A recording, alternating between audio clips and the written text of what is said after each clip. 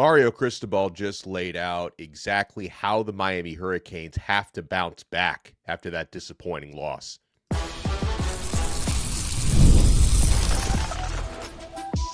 You are Locked On Canes, your daily podcast on the Miami Hurricanes, part of the Locked On Podcast Network, your team every day. This is not a happy Monday, but we're back to work here on Locked On Canes. I am Alex Donno, University of Miami alumnus, co-host of Locked On ACC, and host of Postgame on the Hurricanes Radio Network. And thank you so much to the everydayers for making Locked On Canes your first listen. We're available free wherever you get your podcasts. We're free on YouTube. We're part of the Locked On Podcast Network, your team every day. Today's episode is brought to you by FanDuel. Right now, new customers can bet just $5, and if your bet wins, you'll get $300 in bonus bets to use across the app. Download FanDuel today. On this loaded episode, we will talk big picture. Miami was not the only top 10 team to lose over the weekend. There's more parity and chaos in college football than ever, but for Miami, it's how do you respond from this? And on that note, we'll talk about what must be corrected heading into Stanford this Saturday. But let's talk Mario Cristobal's take after this 24-21 very disappointing Friday night loss. Miami was a double-digit favorite. They lose to a Louisville team that played really well, was coached really well, and was absolutely ready to pull off one of those Jeff Brom signature top 5 upsets that they seem to do every single year. And Miami was the victim. So Miami Hurricanes head coach Mario Cristobal did his weekly appearance on the Joe Rose Show this morning on radio, and when directly asked about bouncing back from this loss, Cristobal keeps the formula and the attitude simple. He says, I don't worry about that because at the end of the day, we have good people, really good competitors, and we cannot lose sight that this is the same team that started off 5-0 against a really good schedule. Same people, same players, and same coaches. We learned the lesson of, he said, if you don't perform and if you don't coach at the highest possible level every single week, humility is right around the corner. Humility beat us up on that corner on Friday.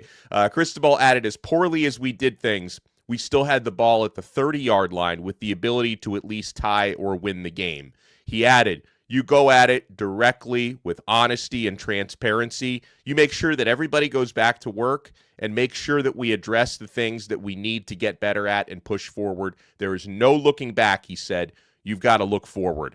And not looking back, folks, that is probably the absolute key to re-becoming the team that you were for the past 5 weeks. I know, and we're going to talk about this throughout today's episode. One of the reasons why Miami fans do not act like normal college football fans after their team loses a game. I mean, after our team loses a game, if you saw my social media comments, it's, we suck, we're never going to win another game again, coaching staff is terrible, I should have known better than to trust this team. After one loss, where Miami is still ranked in the top 10, by the way. Miami fell to number 9, deservedly fell, but this is still a top 10 team. The reason why Miami fans don't take a loss the way some other fan bases do is because we've been where we are for the past 20 years. We've had Lucy from Peanuts holding the football for Charlie Brown and pulling it away when he's about to kick it every single time. That's why our fans don't take losses normally, okay? So having the short memory, putting this loss behind them is what these players need to do. I hope that, and I think they do, and I hope they have a different attitude about it than many of our fans do on that. Mario Cristobal said this morning, you get what you earn, and we didn't earn it. Back to work. Here's what Mario Cristobal said about CARSON BECK. And boy, there's a lot to talk about with Carson. I think that, there are people out there claiming he threw his teammates under the bus. Mario said about Beck, we've just got to execute better, and that's both on coaching and players. Sometimes there's opportunities underneath, he said, but sometimes you take a shot and it works. He says that's not on one player, that's on all of us. We win together. We lose together, no pointing fingers. And listen, to any of us who watch the game, and if you rewatch those interceptions, for the first 3 of those, Beck was probably freelancing, probably trying to play hero ball, which is something they need to deprogram from him, because the first 5 games, I praised CARSON BECK for being okay with taking the checkdowns and not going for the jugular on every throw. I thought he played too much hero ball on Friday. Probably had a lot to do with Miami being behind by 14 points, falling behind really for the first time all season outside of a 3-0 deficit that they had against Florida State, and he was forcing passes downfield. So we need to take that back out of his game, because we need him to start playing like CARSON BECK again and not playing like Tyler Van Dyke, who used to always take those deep shots no matter what was open underneath. In terms of you had and it was actually the genesis of it was a Florida State account, believe it or not. They forgot they had a game to play on Saturday where they lost to Stanford, but they took like a 20-second clip of Carson's post-game presser where he mentioned there was a miscommunication on the final INT and the wrong route was run. And they take that 20-second clip and they're like, oh, he's throwing his teammates onto the bus. What a terrible guy. What a terrible teammate. Context is important, folks, because Carson, if you heard, and he did numerous interviews after the game, took accountability time and time again from the interceptions. He was asked in that specific press conference, literally probably a dozen questions about INTs, and he put it on himself every single time. And then in the specific question that clip was taken from, he was specifically asked, tell us everything that unfolded in that play. Like, they weren't asking for, hey, Carson, were the interceptions your fault? He was asked that question. He said yes every freaking time. And then he was asked specifically, what happened on that play? And he told you what happened on that play. There was a miscommunication. Didn't even say the player by name who miscommunicated or ran the wrong route. He said there was a miscommunication, and people are crucifying the young man for that. Listen, okay, like, mate, I'm open to the idea that maybe as a starting quarterback, if you're going to make the angry mob happy, maybe what you do is you just take it on the chin. Like, don't even entertain the question. You know what? I'm not going to specifically tell you what happened on the play. I'm just going to say it was my fault. I threw 4 interceptions. Let's move on. Maybe he should have handled it that way to make the mob happy. But no, he specifically took you through what happened on that play. He did not lack accountability in his presser. He was very open about not being good and making mistakes. So, yeah, and this happens all the time in sports. People have done this to every quarterback who's ever played. We've seen it a lot with, and boy, I'm not going to defend the Miami Dolphins, believe me, but we've seen a lot of this stuff with Tua where people will take things out of context and stuff, and they did that to CARSON BECK. It is what it is. You move on from it. Mario Cristobal said about the running game, we've got to enhance the way that we run the ball. We've got to do the things that we really do well and commit to it. It falls on all of us. I would also add, like, to me, it's not just doing the things that you do well, as in, like, lean in on what you've already done all year. I also feel that we need to see some new wrinkles in the play design, in getting to the outside, getting to the perimeter, because when you're running it between the guards on every single down, which are not, like 95% of the downs, I liked when Miami was able to mix in Malachi Toney running the ball to the perimeter, scored a touchdown on that play. If we can see a little bit more variety, a little bit more creativity, a few more wrinkles in the running game, I think that can go a long way. So hopefully that's going to be part of the game plan moving forward as well. I'll give you my take when we come back. And I got some really compelling thoughts from my good friend Lee Sterling from Locked On Bets, who, watches games very analytically. His takeaways from what went wrong for Miami and what went right for Louisville. So I can't take credit away from the Cardinals. Like, they went out there, they played better, they executed better. They threw stuff at Miami, kitchen sink included, that Miami had never seen before. So you want to keep it locked right here, folks. We're going to talk about what must be corrected for the Stanford game and beyond. We're going to talk big picture, and we're only getting started on this brand new episode of Locked On Canes. You want to keep it locked. We're only getting started with FanDuel. College football in full swing. NFL season is here, and FanDuel has an offer you do not want to miss. Right now, new customers can bet just $5 and get $300 in bonus bets if you win. That's right. Pick a bet, put down $5, and if it hits, you'll unlock $300 in bonus bets to use across the app. By the way, folks, Miami Hurricanes are favored by 30.5 against Stanford. That is a huge number. Do with that what you will, but that's the number you get on FanDuel right now. Miami favored by 30.5. I love how FanDuel gives me so many ways to play. We're not just betting spreads. We're betting parlays, player props. We even follow the live lines during games. It makes watching football even more exciting when you've got a little something riding on the action.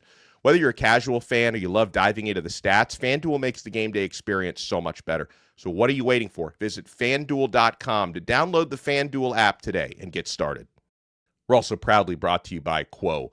One of the tools that helps make a huge difference for business owners is Quo, formerly Open Phone. It is the same great business phone system you've heard me talk about before, just a new name. And here's why it matters. Every missed call is money left on the table. When every customer conversation counts, you need a phone system that keeps you connected 24/7. Quo is the #1 business phone system that streamlines customer communications. It works right through an app on your phone or computer, so no more carrying around two phones or relying on a landline. I love how Quo, formerly known as Open Phone, lets your team share one number and collaborate on calls and texts like a shared inbox so no customer gets left hanging. Their built-in AI agent is a game changer. It can answer after-hours calls, capture leads, and keep business moving even when you're off the clock. See why over 90,000 businesses trust Quo, formerly Open Phone. Get started free and get 20% off your first 6 months at quo.com/lockedoncollege. That's QUO.com/lockedoncollege. And if you've got existing numbers with another service, Quo will port them over at no extra charge. Quo, no missed calls, no missed customers. Thank you for making Locked On Canes your first listen. We're available free wherever you get your podcasts. We're free on YouTube. We're part of the Locked On Podcast Network, your team every day. Some other quotes I highlighted from Mario Cristobal saying, again, and he plenty of times said Miami didn't play well enough, but he added, the reality of it is penalties and turnovers ended up being the difference in the game, and that's something that falls on all of us. Right? Can you imagine if we can, Miami had a game against Florida State where they dominated, but let Florida State make it look a lot closer than it was because of penalties and unforced errors. They had 9 penalties and 4 turnovers against Louisville. This team needs to clean those things up and find a way to play a clean game because we know what the potential is for this group. Cristobal said, quote, "The thing that all of us have to understand is that you are not supposed to beat a team. You have to earn beating a team. In college football, it is working its way into being NFL football, and every single team has really good players, and you have 6 or 7 games of film out there. If you are not at your best, these margins are so small that a penalty that derails a possession, a missed field goal — Miami has had none of those this year, by the way, but it's an example — a non-conversion. If you give all these things away, you're going to get your butt beat. Every single detail has to be attended to at the highest level." Cristobal, by the way, I mentioned in the FanDuel spot, Miami's favored by 30.5 points against Stanford. I don't think I've seen a bigger spread in an ACC game all year this year, which is like, that number almost feels too big to me, but I'm guessing Las Vegas is expecting Miami to play with a sense of vengeance against Stanford. If they're going to have Miami giving 30.5 points against a team that, just upset Florida State at home. Not saying Florida State is good. They seem to get worse every single week with the spiral that they're on. I hope that doesn't happen to Miami. But 30.5 points. So Vegas is expecting a beatdown at Hard Rock Stadium this week. Cristobal said he was not surprised by Stanford upsetting Florida State. He says they found exactly what they all need to do personnel-wise. He noted they have professionals on their staff. I mean, Stanford's interim head coach, Frank Reich, is a former NFL head coach who's won a playoff game before, so he thinks that their staff has kind of figured out how to get the best mix of their personnel. They've got a lot of guys out injured, though. Like, it's weird. Stanford was down to bare bones personnel in that win against Florida State. All right, so my take on what it's going to take to bounce back for the Hurricanes. We already know what Miami is physically made of. This is a team that, we all saw this, physically outmatched Notre Dame. It's one of the top teams in the country. Miami physically dominated USF, who's going to be in that 12-team playoff more than likely. Hopefully Miami gets there too, because you'd hate to see USF, who Miami blew out, get into the playoff, and we don't. Miami, by the way, still has really good odds to get into the college football playoff. We just, can't afford to lose any more games. If Miami is to slip up again this season and lose another game, keeping in mind that on paper, your toughest games are behind you, and Louisville is included. That's one of the better teams Miami, talent-wise, is going to face all year. Your toughest opponents are behind you. So if Miami slips up again this season, it won't be because the Hurricanes are physically inferior to any opponent. It can only happen if we allow one loss to spiral, if Miami comes in underprepared or out-schemed again.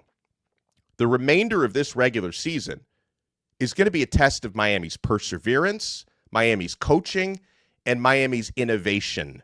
Because I am of the mind that, you saw the way Louisville approached Miami, and this is something that you often do when you are the hunter, you're the underdog. Miami was the favorite. Miami maybe had an attitude of, we just need to keep doing what we're doing and we'll be fine. Louisville's attitude was, if we're going to beat that team, we need to do something extraordinary. So what did Jeff Brom do? Jeff Brom, knowing he's not going to win that game just by lining up 11 guys versus 11 guys, added about 20 new offensive plays that nobody had seen before. If you heard Miami safety Zechariah Poyser speak after the game, he said, they were showing stuff that just was not on film. And I'll give credit to Miami's defense, because after those first two Louisville drives, the defense dialed in and played pretty well. Not perfect, mind you, because, we allowed Chris Bell and Isaac Brown to break off some big plays even later in the game. But beyond the first two Louisville possessions, the defense dialed in enough that they weren't the primary reason why Miami lost that game. It didn't help that Miami was playing from behind for most of the game. Something that Louisville did exceptionally well was the way Jeff Brom was able to get his personnel, getting rid of the football quickly, cut blocking, really just scheming around Miami's pass rush, like negating the Ruben Bain and Akeem Mesidor. Akeem Mesidor was banged up throughout the game, by the way. I hope he's going to be okay moving forward. But Jeff Brom was able to scheme around those guys in magnificent fashion. So you give Brom a ton of credit for the way he was able to do that. But, by the way, Mario Cristobal said about talking to Carson Beck. Like, Joe Rose asked him, hey, what do you say to your quarterback after 4 interceptions and after the game he had? Cristobal said, we treat him the same way we treat every player. We talk to every player. We address, we confront, we demand of ourselves, all of us, and we move forward. You don't sugarcoat it, he said. I mentioned I had a long chat with my very good friend Lee Sterling, who's a professional sports handicapper. He hosts Locked On Bets on this Locked On network. He watches every Miami game. When he first called me up, he was like, hey, Are people really putting all the blame on Mario for this? And some people, I am of the mind that it's a blame pie. I steal that phrase from Wes Goldberg of Locked On Heat. I know some of you South Florida sports fans also check out Locked On Heat. It's like you can never give the entire blame to one person. It's not all Mario's fault. It's not all Carson Beck's fault. It's not all Shannon Dawson's fault or whoever else you want to blame. Like, there is blame to go around. I certainly... I know some people just are conditioned to say, oh, this is the Mario Cristobal experience. This is going to Mario Cristobal didn't throw 4 interceptions. Mario Cristobal didn't commit 9 penalties. Now, maybe you can blame him for putting his players in position to do that stuff. But no, you can't put it all on Mario or anybody. But Lee Sterling told me that his big takeaways from the game were, number one, you've got to give Louisville credit. That, Jeff Brom gave Miami a lot of new looks that we have not seen before. Louisville was very well prepared for this one. And Jeff Brom, and it's funny because Lee is not the only person to say this to me about Brom. Jeff Brom is basically like he's an NFL caliber play caller, but he's someone who just, he loves his alma mater. Like Jeff Brom could be probably coaching a bigger college program right now, or he could be potentially an offensive coordinator for an NFL team right now, but he loves his alma mater, Louisville, so he wants to be at Louisville. He's a hell of a coach. Give him credit for that. Lee's second point was, this was a terrible, terrible game for Carson Beck, one that he needs to put behind him and bounce back from. And again, like I said earlier, I think the biggest thing that Beck needs to internalize before the next 6 games is you don't have to be taking deep shots when the underneath stuff is there. Like, you can take your shots sometimes, right? That's how big plays are made. But if the check down is there, don't put the ball in harm's way if you don't have to every single time.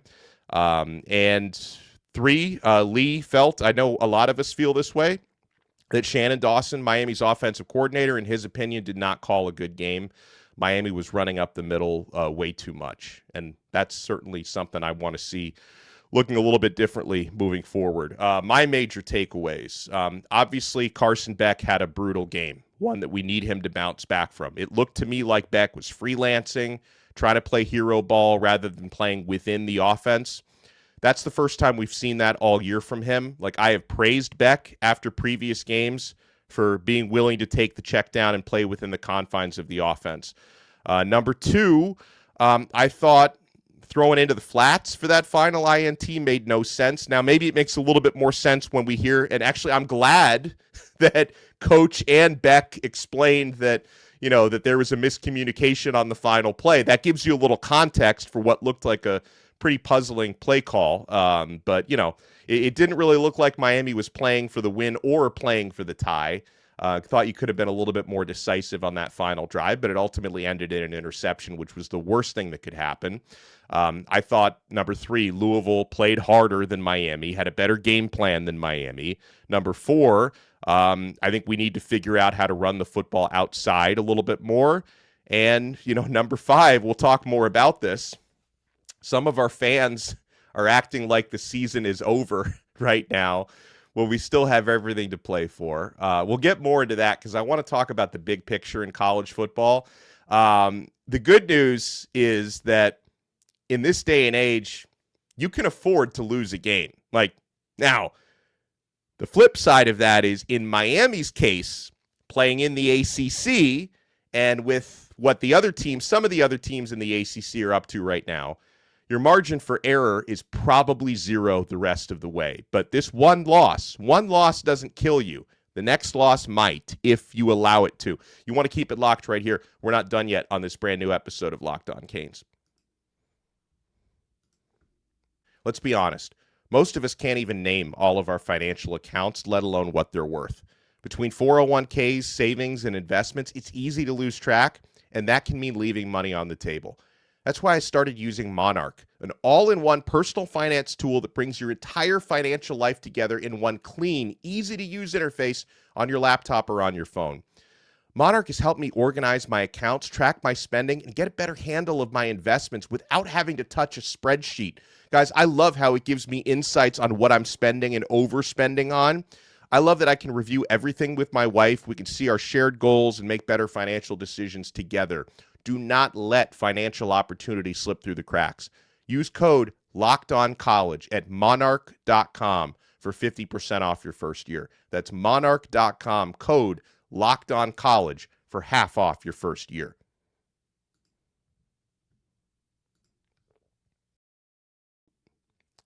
Thank you so much for making Locked On Canes your first listen. For your next listen, make sure you check out Locked On ACC. Kenton Gibbs and I will have a new episode coming out later today.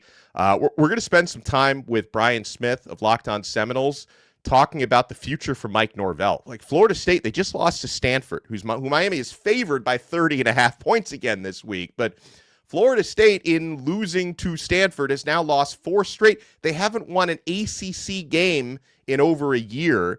Is Mike Norvell going to make it to the end of the year with the Seminoles? We'll talk with Brian Smith about that. Unless you're living under a rock, you've already seen that the Gators fired Billy Napier. So there's already a ton of high-profile openings in college football, and the Florida State job may come open as well if they can afford to. Okay, so here are the big things that I need to see this weekend against Stanford. And I mentioned Miami is favored by 30.5 points. I think Miami's going to win the game. I think Miami is going to play with a sense of renewed intensity. 30.5, I'm just going to stay away from that number because that is, to me, a spread that's probably bigger than anything you should see in conference play, right? Like, I'll give you an example. Like Ohio State, they covered this past weekend against an awful Wisconsin team. But Ohio State was only favored by 25.5 against probably the worst team in the Big Ten. Miami's favored by 30.5. That's a big number against Stanford. But big things that I want to see here. Number one, Miami needs to reestablish the running game and run outside the tackles more. Hurricanes were held to 63 rushing yards and 2.6 yards per carry against Louisville. That's not good enough. It's not good enough for a team with backs this good and an offensive line this good. That was subpar. Need to get back to running the football. Number two, CARSON BECK. I need to see him return to efficiency and return to confidence because, yeah, 4-interception game, especially when you've got now people reaching and accusing you of throwing your teammates under the bus, which I don't believe he did or meant to do, but you've got to put all that behind you, come out and play a clean game against Stanford. And number three, I also think it's really important, I hadn't brought this up yet today, find a legitimate third target at receiver or tight end because Malachi Toney has been incredible. C.J. Daniels has been so good, but I think we need to have more options come up. We're too reliant on those players.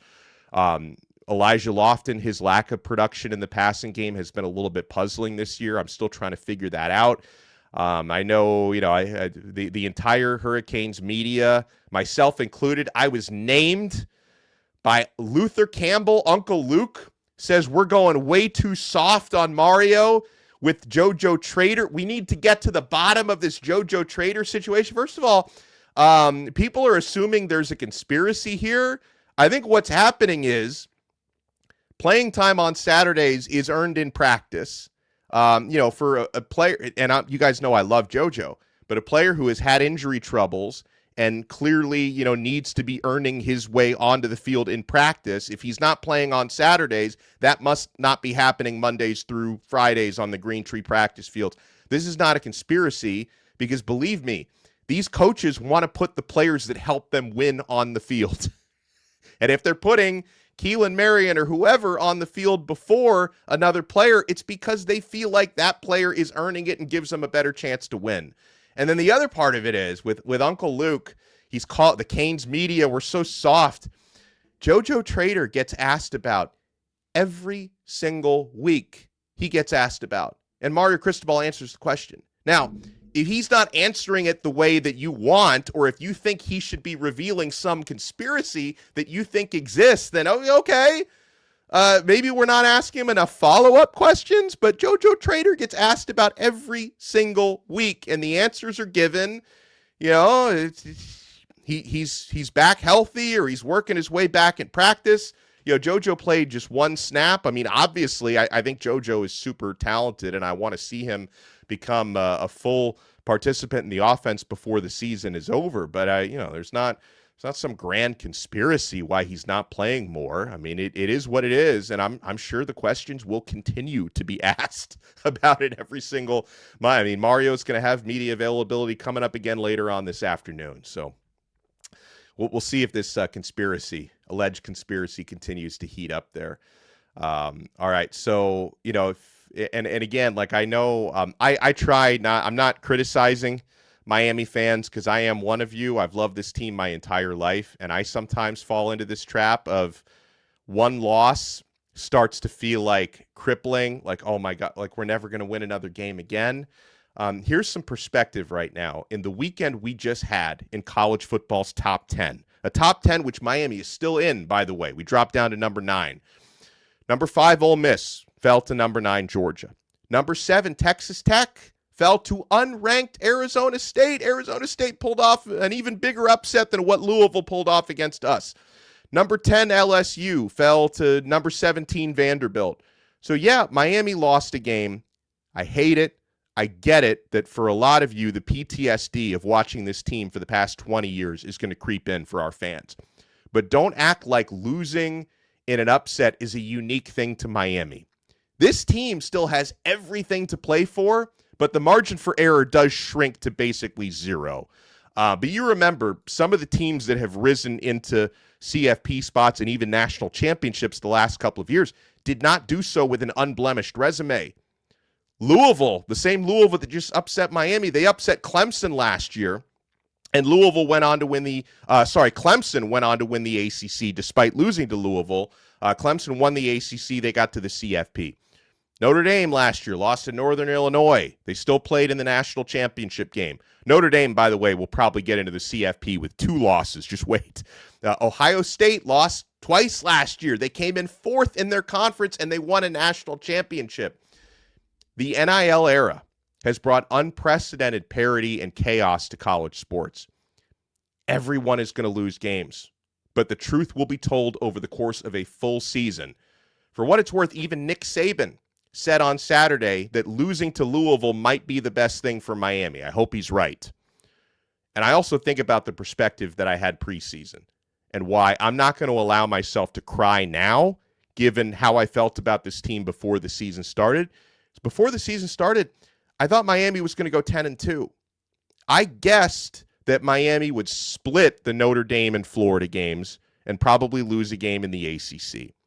So Miami ended up sweeping the Notre Dame and Florida games. They've lost an ACC game now. But if I felt that way before the season started, why would I cry now about losing our first game? Yeah, Miami played like crap against Louisville and still had a possible game-winning drive at the end. Miami's last 4 losses have all been by 5 points or less. You just lost by 3 points to a team that's now ranked. So let's put our big boy pants on, stop crying about it, and move on to Stanford. That's where I am this week. Oh, man, I feel like we have a lot more we could still talk about. That's why we're on every day, folks. That's why we're on every single day on Locked On Canes. We're going to talk with the truth teller tomorrow. I can already predict with Bruce Warner tomorrow, he's going to be trying to talk me onto a ledge, and I'm going to be trying to talk him off of one. That should be a really interesting I'm dying over here. That should be a really interesting chat with the truth teller tomorrow. So we will talk to you guys then on another episode of Locked On Canes. We are part of the awesome Locked On Podcast Network, your team every day.